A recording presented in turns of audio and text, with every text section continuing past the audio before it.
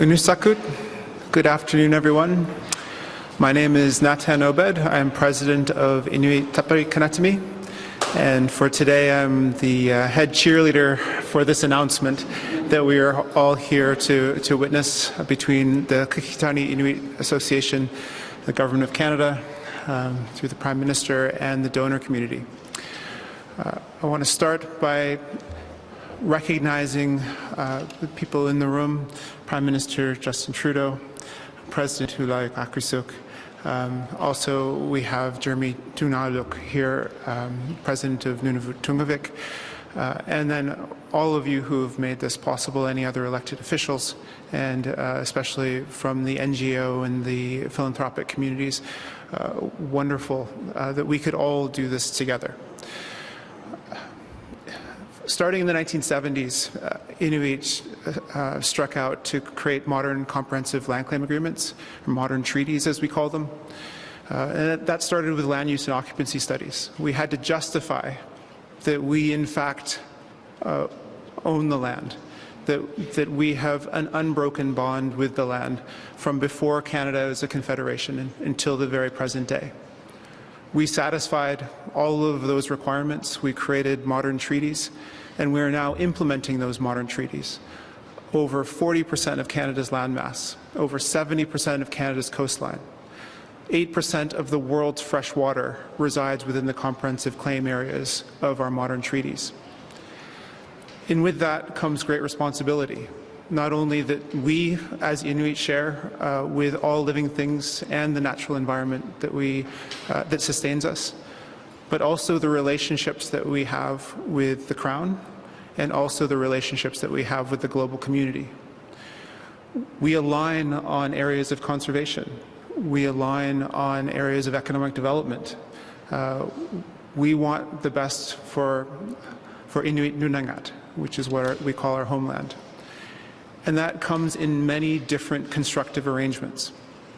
So the agreements that we are here to celebrate today are great examples of the way Inuit have worked constructively with Canada as a nation state to ensure that we can protect our oceans, we can protect our terrestrial lands, and that we as Inuit can self-determine throughout all that process the way in which we choose to fit within this country, and the way that our ideals about what you might call conservation or protection can be translated within an Inuit context, and that we can create an Inuit-specific reality for what that looks like within Canada. So I'm so proud to see all of this in action, and it's not possible without leadership. So the leadership from Nunavut Tungavik, from Qikiqtani Inuit Association, from the Government of Canada through the Prime Minister and ministers responsible, but also from the global community, because I know this has come together as a shared area of interest. I want to pause and just thank this Prime Minister, Justin Trudeau, for the reconciliation work that he has done with Inuit over these past 10 years. We have moved the bar when it comes to the implementation of our existing rights, the implementation of our land claim agreements, the imagination of what's possible in the areas of conservation and environmentalism, and the acceptance that climate change is real and that we have to mitigate and adapt to any possible way we can to the worst effects that it might have on our homeland, Inuit Nunangat. This also is not just one person. We want to thank all ministers and all deputies and all people who are responsible for these decisions within line departments to ensure that we could have a whole-of-government response to what Inuit have articulated in this case as a whole-of-government need. Justin Trudeau is known to Inuit from the time he was a young boy. I've heard hundreds of Inuit say that they babysat the Prime Minister. And I think the interpretation, I think, of that from our communities, from when the Prime Minister visits Inuit Nunangat, is not an association with a person, but a connection with a community. And Inuit have seen you as an ally and have seen you as a part of our community. And we now see this in the way in which you are spending your time and spending your focus to ensure that Inuit Nunangat receives greater protection and that Inuit are benefiting from it as well. With that, I'd like to introduce the Prime Minister to the podium.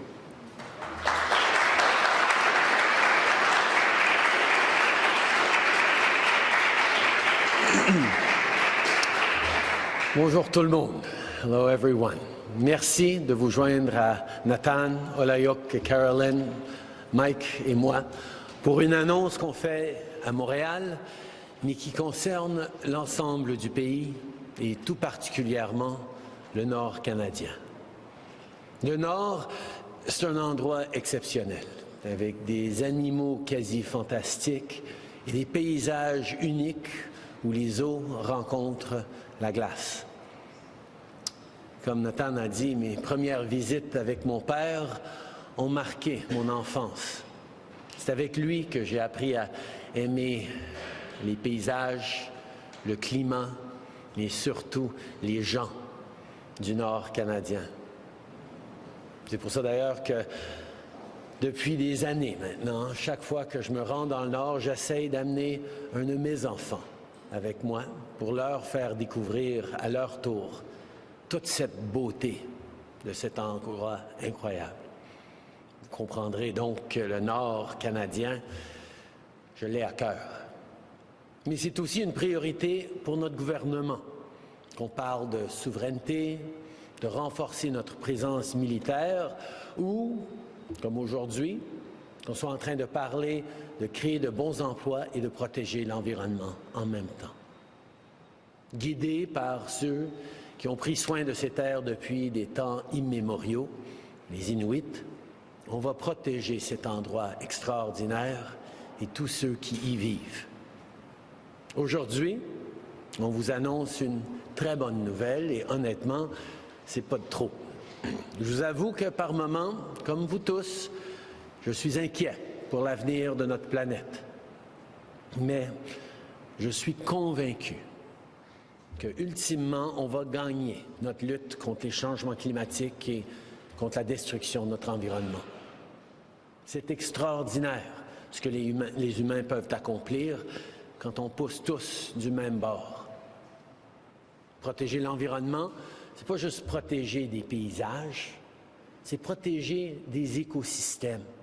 Et pour ça, il faut protéger la biodiversité. Animals and insects, not just in the north, but across our country, play fundamental roles in our environment. They do work that we all too often take for granted, whether it's beavers that mitigate the risks of fires, floods, and droughts, frogs that control the pests that plague our gardens, or bees, flies, and wasps that pollinate our farmers' fields. When we invest to protect and safeguard biodiversity, we protect those who protect us, our environment, and our livelihoods. In 2018, we launched Canada's Nature Legacy Initiative, which at the time was the single largest investment in nature conservation in Canadian history, and funded projects by organizations and Indigenous communities across the country to protect species at risk and their habitat. Then in 2022, I was here in Montreal for the Nature COP, COP15, where Canadian leadership, shout out to Stephen Guilbeault, was crucial for the world to agree on ambitious goals, notably that of protecting 30% of lands, 30% of waters around the world by 2030. And because Canada takes this engagement seriously, we announced an investment of $800 million for 4 major Indigenous-led conservation projects that would help us reach that goal. Last year, we launched the first such project, that of the Great Bear Sea, to protect British Columbia's coastland over an area the size of Ireland. Dallas, it's great to have you here today as well. That same year, we also signed a second agreement in the Northwest Territories to protect over 37 million hectares of land. Well, today, we're taking another step. We're announcing the signing of the CINA project, Finance for Permanence Agreement, between the Government of Canada, the Qikiqtani Inuit Association, and the Pew Charitable Trusts. With this agreement, we will protect over 3.5% more of Canada's marine area by supporting Inuit-led conservation initiatives to ensure the long-term health of northern environments. In so doing, we're also building an economy based on conservation, creating jobs where Inuit knowledge will be leveraged and valued to protect northern ecosystems, and investing in community infrastructure like the Arctic Bay Small Craft Harbour. Speaking of Arctic Bay, that's where Minister Gary Anandasangari is today for an important announcement. Otherwise, I know he would have loved to have been here celebrating with you all. It is so good to be here today to witness this project take shape and to celebrate this accomplishment with all of you. I have to thank, obviously, the Qikiqtani Inuit Association, its board, and the negotiators who've made today's announcement possible, as well as the charitable organizations that have taken part. Je veux aussi, évidemment, remercier mes collègues Stephen Guilbeault et Diane Leboutillier, qui ont aussi travaillé très fort pour qu'on en arrive là. Now, when I first became Prime Minister almost 10 years ago, less than 1% of Canada's oceans were protected. We're now nearing the 17% mark, and I know everyone is going to keep working really hard to reach our goal of protecting 30% of our oceans by 2030. There's lots more work to do, and you will always be able to count on me as your ally. I was working with CPAWS to protect Canada's nature long before working in politics, and I will always, for the rest of my life, be deeply committed to protecting Canada's lands and waters. But of course, I will also be urging my successor to continue this work, notably by partnering with the Omushkigo people in Ontario to make our fourth Indigenous-led project, Finance for Permanence, a reality. Canada's north is truly a magical place, with near-mythical animals like narwhals and the famous polar bears who've become an icon for the conservation movement across the globe. By taking action to protect northern ecosystems, we're also protecting these wonders. We're doing it for those who've lived there for countless generations. We're doing it for Canadians, but we're also doing it for people everywhere around the world, including all those yet to be born. Thank you for the work you've done here. Merci, mes amis. Kuyanamik. I'm now very pleased to let Olayuk, President of the Qikiqtani Inuit Association, to tell you a bit more from his perspective about this project. Olayuk.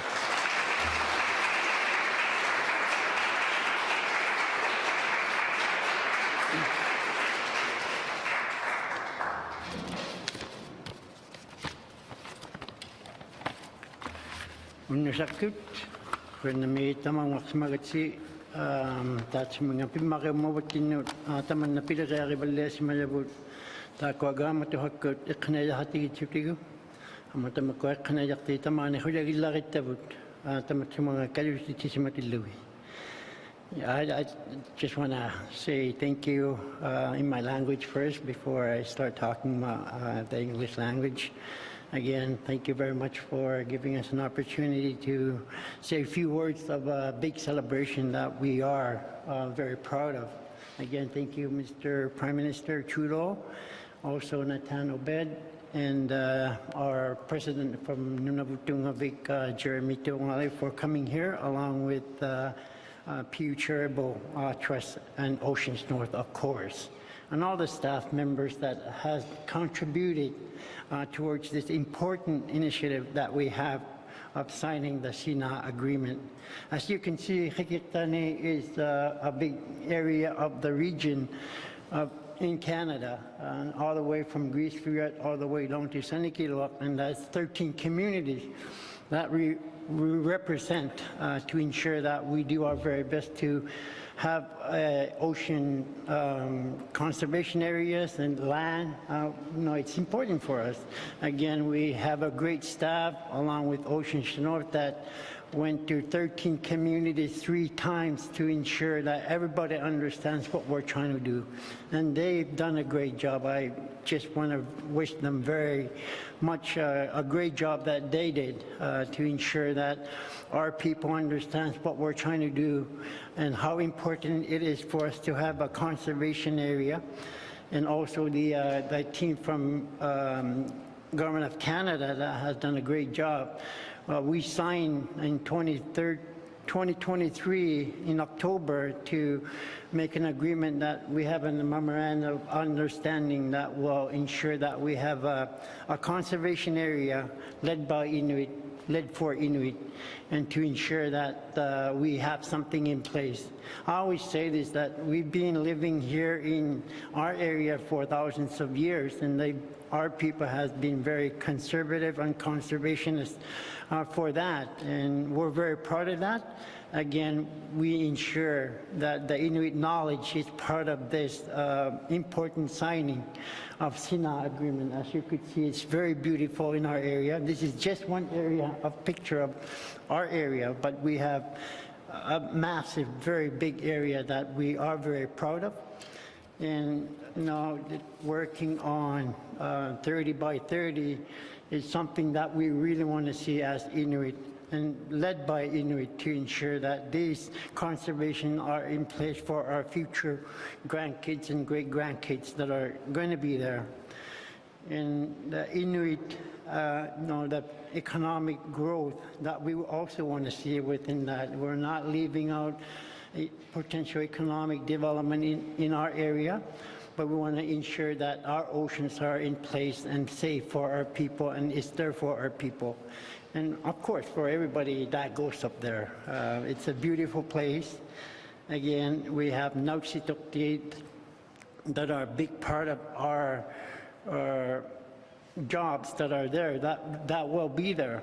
For the Prime Minister also signed in 2019 has done a great job for us. It's something that we're very proud of. That will be there for a long time. And a very good example of how Inuit and the government and the people could work together to ensure we have something that will be here for a long time, that will be recognized by the world. When I went to Impact 5 in Vancouver, that was something that really helped me with the vision that we should have under our region of Qikiqtani. Again, I don't want to forget my board that has supported our goal to have conservation areas. Without the board support, it would be very hard. And to ensure that we do our very best job to have conservation that will help us out in the long run for our people. Having a conservation area is something that will create employment opportunities for us and for every community in Baffin region, which is 13. There's 3 Inuit organizations, and we own 51% of the people that we represent in that region of Nunavut. For me, it's something that I will be very proud of to ensure that we do this. Again, the ITK, NTI, the Government of Canada, the philanthropic organizations has done a great job working together to ensure that the people who we represent understands what we're trying to do, how it will help us in the long run, and how Inuit could be the lead on any conservation in Canada.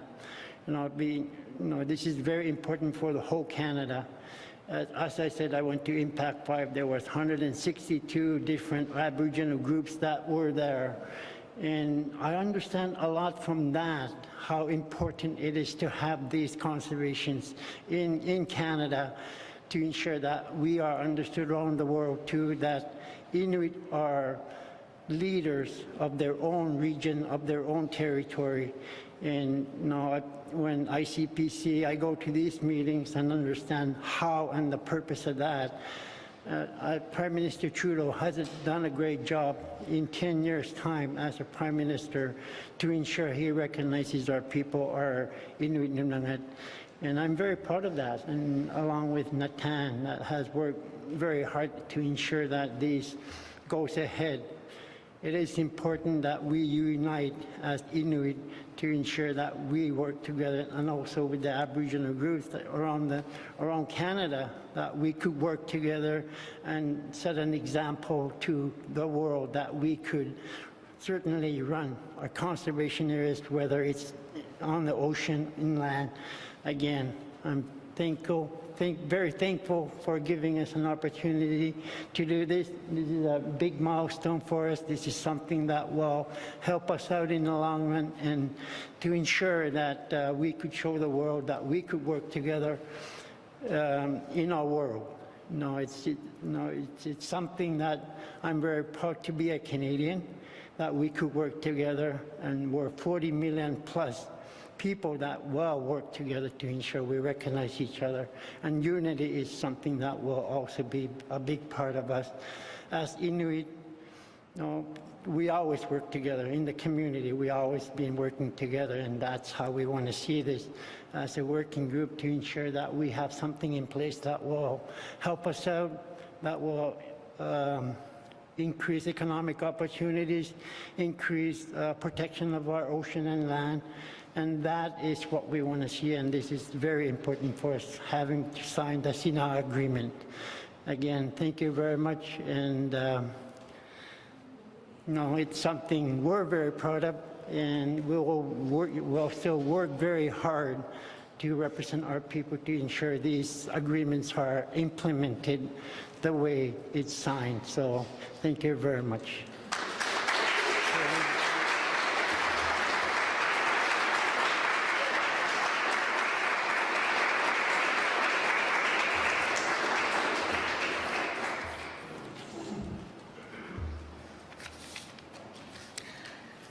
It's such an honor to be here today, to pause and celebrate so much.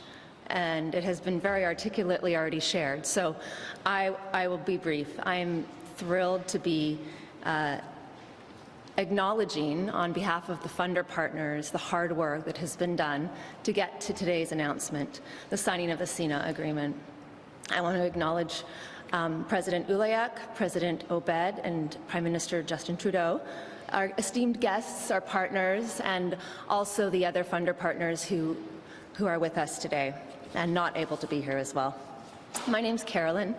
I work for a Canadian philanthropic partner to the PFPs that have been mentioned, and for communities and species that don't have voices. So I am very thrilled, and especially because 2 years ago at the COP announcement here in Montreal, when Prime Minister Trudeau announced $800 million for Indigenous-led conservation on behalf of the Government of Canada, I was at home watching the live stream with a newborn in my lap. So I'm thrilled to be able to be present today. On my way leaving Vancouver, I heard the very welcome sound of a migrating songbird. She comes every year. I know her song. She only stays a few weeks, and then she travels north on an incredible journey that is epic, frankly. The journey to get to today's announcement's also been epic. I want to acknowledge 10 strong years of Inuit-led governance, a vision that has been rooted from community consent that is very important to us.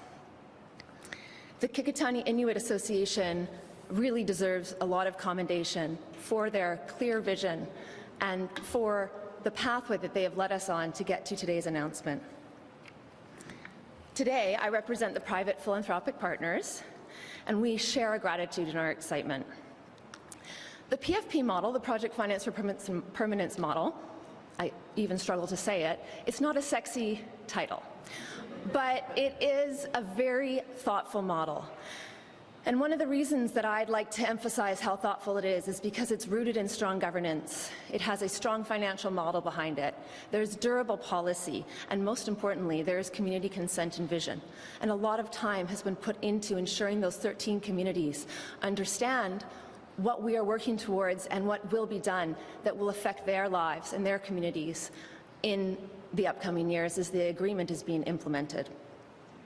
Philanthropic partners have brought $70 million collectively to catalyze the $200 million announced today and 2.5 years ago. This is a greater match than 4-to-1, and I just want to acknowledge that the PFP model itself is going to be something that will result in the whole indeed being greater than the sum of the parts. Public-private partnerships like this don't happen very often, especially in the conservation and economic development and reconciliation communities that we are celebrating today. As President Olayuk explained, I think that today's announcement also takes a meaningful step towards implementation of 30% by 2030 protected and Canada's goals overall. But CINA is so much more than that. It brings many jobs today and into the future to the region. It brings infrastructure so that Guardians have a secure, healthy, and durable place to do their work, so that in turn eyes and ears on the ground are watching and stewarding and caring. And it will also implement the Qikiqtani Truth Commission's recommendations. In short, this agreement is so many things. That songbird that I mentioned earlier will soon fly north to join many millions of other waterfowl and migrating birds. We are living in tricky times that are compounded by the climate and biodiversity crisis.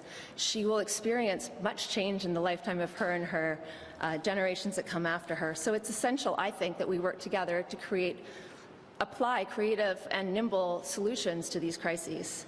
I see this in the CINA agreement and in the goodwill that the partners who've signed it have brought.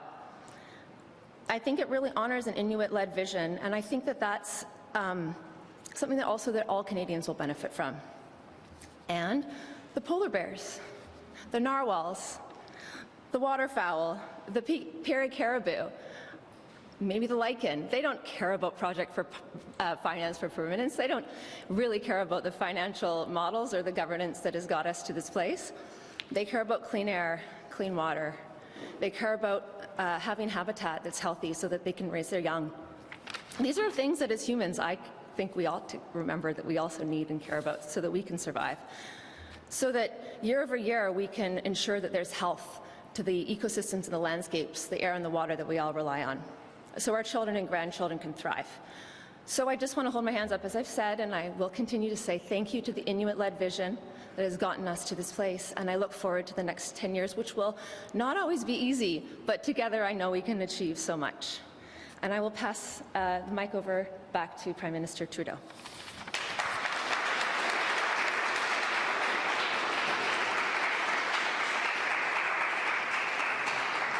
Merci beaucoup. Thank you very much. So we will now take 20 minutes of questions, 20 minutes de questions. Une question, un suivi. One question, one follow-up. Merci. Thank you. Bonjour, M. Trudeau. Anne-Sophie Jobin pour TVA Nouvelles. Vous ne serez pas surpris qu'on vous parle de tarifs aujourd'hui. Ça inquiète beaucoup. Je sais que votre ministre de la Sécurité publique est à Washington en ce moment pour discuter des avancements là, en termes de fentanyl, mais M. Trump a encore répété ce matin, il va y en avoir des tarifs. Est-ce qu'il reste quelque chose à faire pour essayer de les contrer?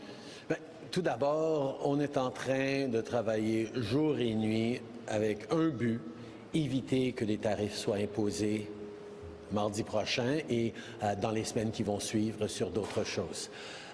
Pour mardi, on est en train de parler, le président est en train de parler de la crise du fentanyl et à ce niveau, comme vous soulignez, on a des ministres à Washington aujourd'hui pour présenter les faits sur le terrain. La réalité, je le dis depuis des mois maintenant, moins que 1% du fentanyl qui arrive aux États-Unis passe par le Canada. Moins de 1% des arrivants irréguliers aux États-Unis passent par le Canada.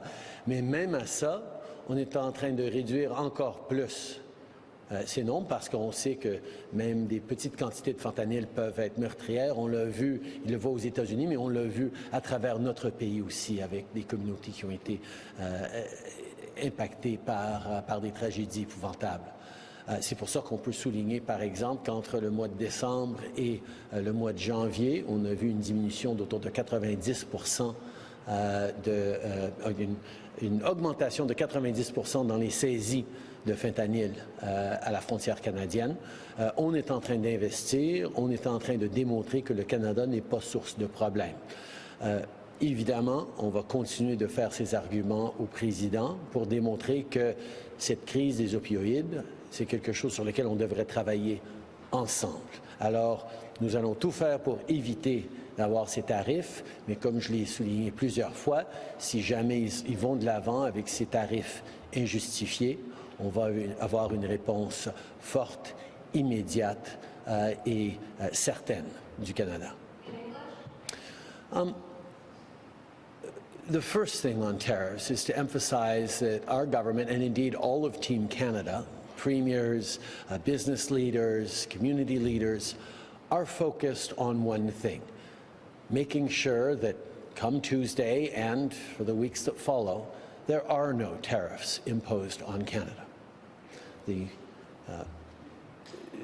tariffs that the President speaks of for next week are centered around the fentanyl crisis that they're facing in the United States, but that we are also facing in Canada. And for months now, I've been emphasizing that less than 1% of the fentanyl that arrives in the United States comes from Canada. But we know that even that 1% or less than 1% should be reduced, which is why we've invested $1.3 billion in strengthening our border capacities with Black Hawk helicopters, with drones, with 10,000 people patrolling our borders and keeping Canadians and Americans safe. And we will continue, as we are this week, with ministers and heads of agencies, including the Commissioner of the RCMP and the head of the CBSA, and our fentanyl czar down in Washington to demonstrate that this is an issue that we should be working together on, and that Canada is not the source of problems for the United States. We will continue to do that work and do everything necessary to avoid these tariffs coming in. But like I said, if on Tuesday there are unjustified tariffs brought in on Canada, we will have an immediate and extremely strong response, as Canadians expect.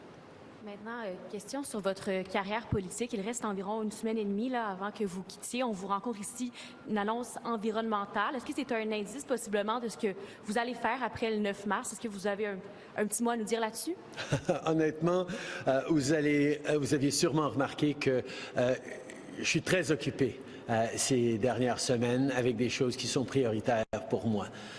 Surtout les relations entre le Canada et les États-Unis, d'assurer un partenariat continu sur nos valeurs à travers le monde.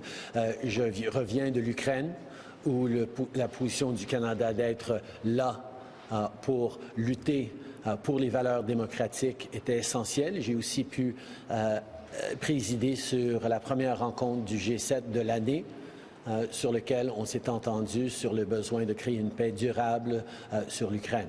Je suis ici aujourd'hui pour annoncer un grand projet de conservation de notre nature et de biodiversité en partenariat avec les peuples autochtones. La semaine passée, j'étais à Haida Gwaii pour annoncer une entente historique sur le fait que Haida Gwaii appartient au peuple Haida et à personne d'autre.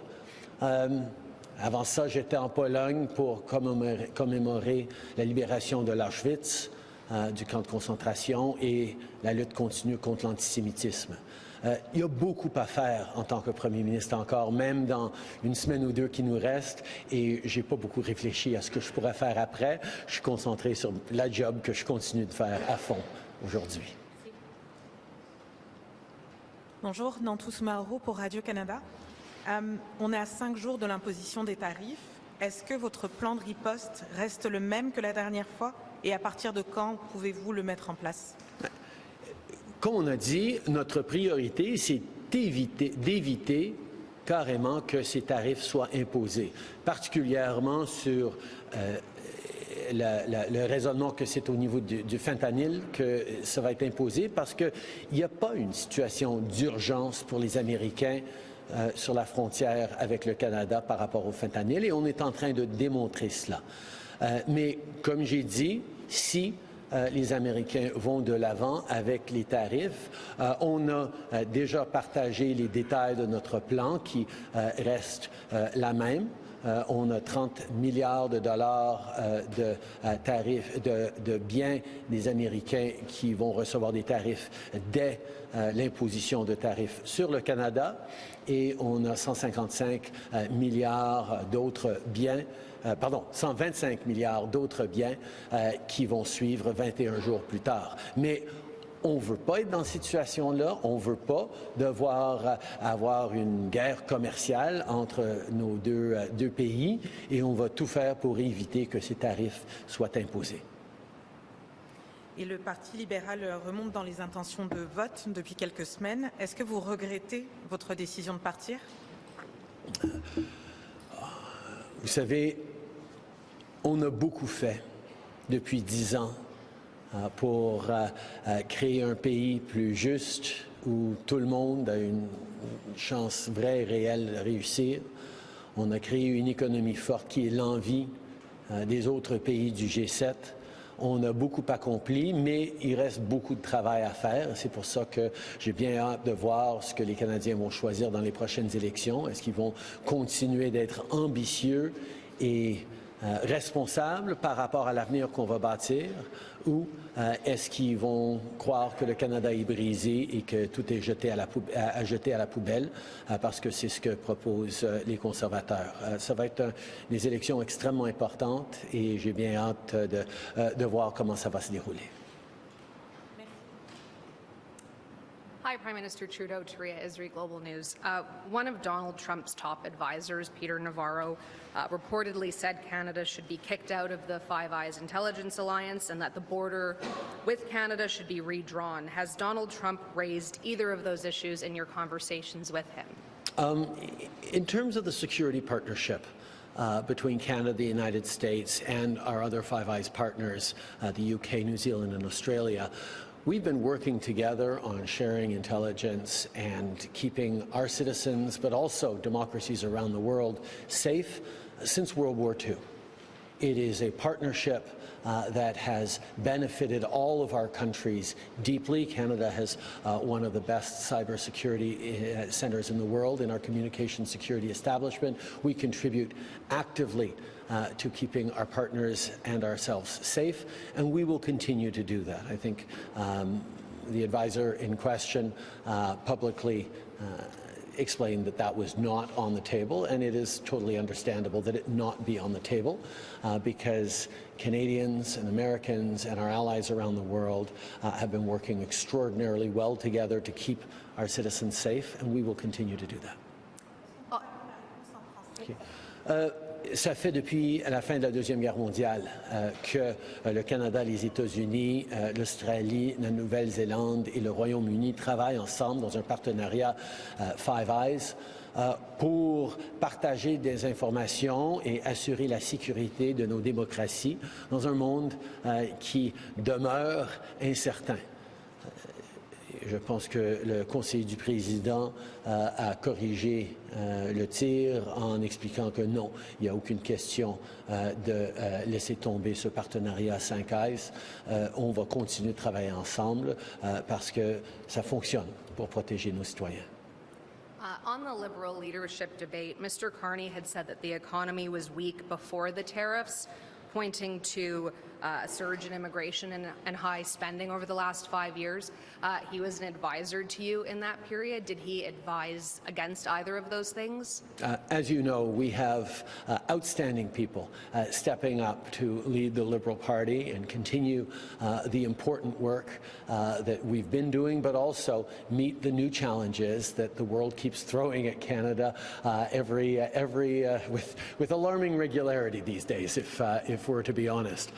So I have tremendous confidence, not just in the people stepping forward to lead this great party and this great country, but in the choice that Canadians will make, first Liberals in choosing the next leader, but then all Canadians in picking a direction for this country. There is a moment right now to highlight the values that Canada believes in, the ambition that we have for an economy where everyone has a real and fair chance to succeed, an economy that, quite frankly, is the strongest in the G7, is among the strongest in the G7 right now, with the lowest debt to GDP ratio of all G7 partners, and a outstanding credit score, AAA credit rating from the international bond rating agencies. We are committed to a brighter future for Canada, and we'll push back against anyone who says that Canadians are broken or Canada is broken. There's always more work to do, but we're all about rolling up our sleeves and getting it done. Quelle partie?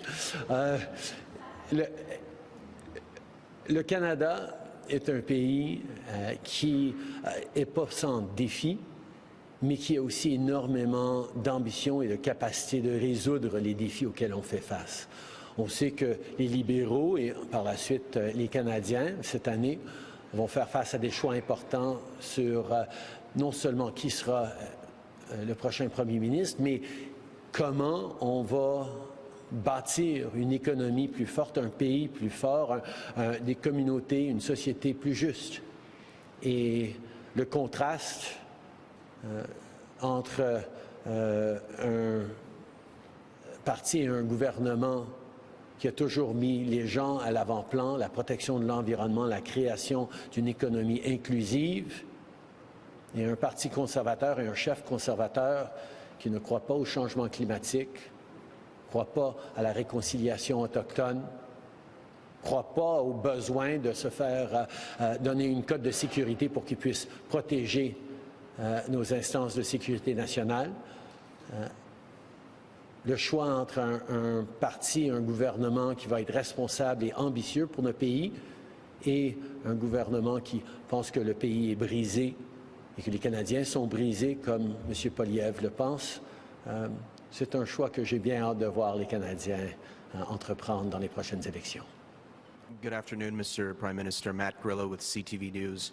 I'm wondering what you make of the fact that following your announcement of your resignation, the Liberal Party started to do much better and is doing much better in the polls. What do you make of that? What lessons have you learned?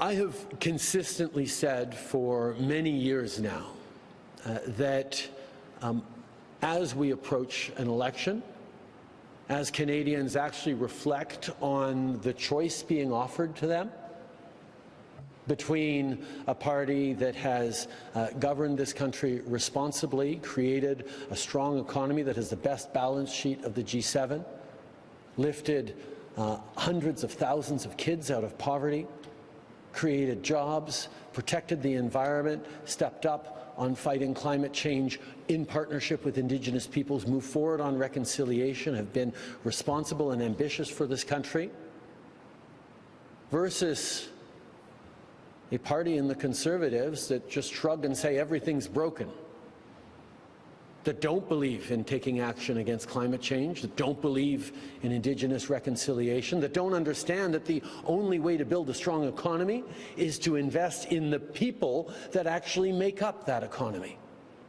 The Conservatives continue to push trickle-down theories and tax breaks for the rich while couching it in the language of populism. I've said consistently for years now that as Canadians get closer to actually making a decision about the kind of country they want to live in, the kind of responsible government they want to have, with ambition but grounded in facts and evidence and data, not ideology, that Canadians would take a very careful look at what the different parties are offering and make a responsible choice about moving forward in the right way for Canada at a time where the world is increasingly uncertain and we need thoughtful, rational governance here in Canada.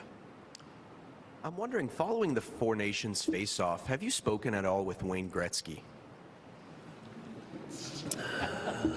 I have not.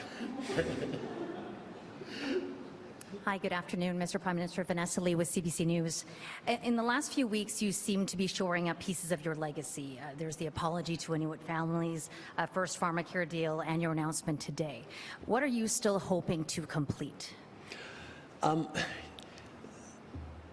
The thing that makes Canada the best country in the world isn't that it's perfect, it's that every single day we commit ourselves to the idea that we can be even better than we already are.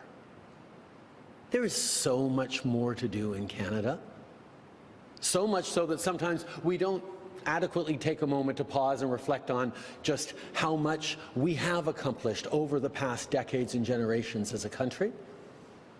But there's always more to do.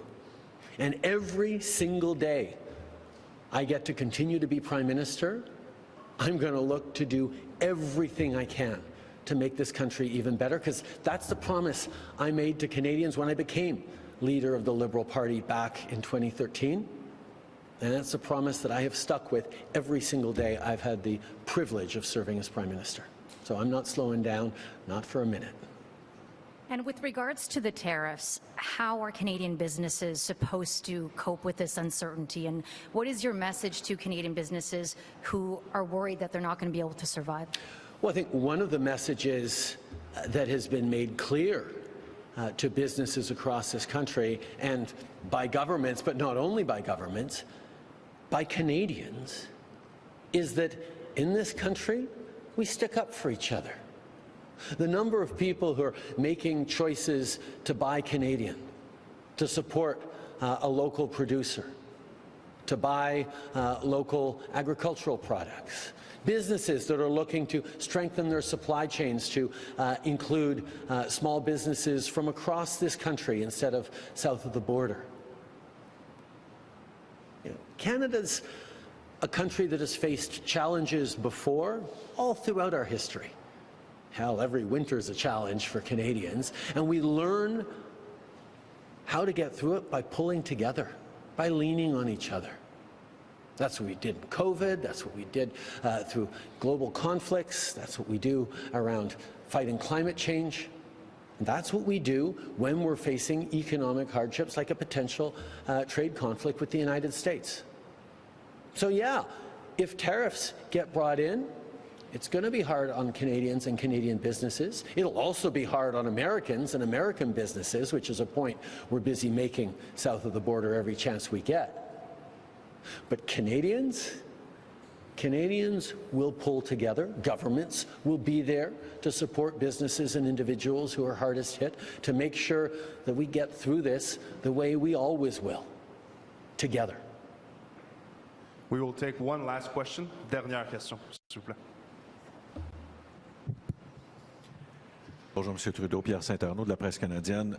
Le Telegraph rapporte que les négociateurs canadiens se sont retirés de discussion avec M. Navarro après qu'il ait été question de redessiner la frontière canado-américaine. Est-ce que vous êtes en mesure de confirmer ces deux informations-là, soit que le gouvernement américain cherche à redessiner notre frontière et qu'on s'est retiré de ces discussions-là en attendant que d'autres négociateurs arrivent à la table?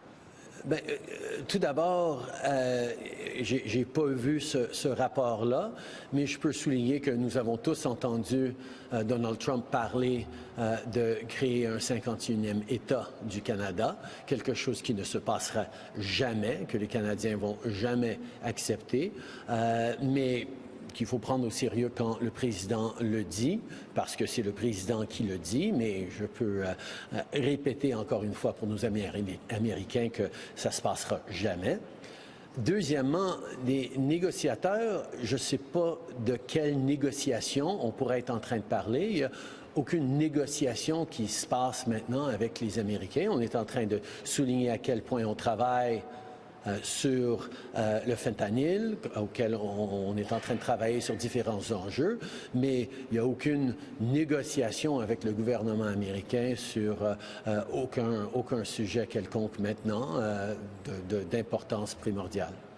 All right, this concludes Hier, today's M. press Jack conference. Mitzing a suggéré de ne pas laisser M. Trump entrer pour la réunion du G7 au Canada, d'une part parce qu'il a un dossier criminel, d'autre part parce qu'il nuit davantage au G7 qu'il l'aide. Je pense que c'est très facile pour des politiciens de dire tout ce qu'ils veulent, même si c'est peut-être pas une approche raisonnable ou responsable. Il y a beaucoup de ça qui court dans le monde ces jours-ci. Moi, je ne jouerai pas à ce jeu-là. I think it's easy for politicians these days to toss out easy and shocking things to say. We see a lot of it around the world these days. I'm not one of those Canadian politicians that thinks that's a responsible way to lead a country or even carry an important political dialogue. All right, that concludes today's press conference. Ça va conclure la conférence de presse aujourd'hui. Merci.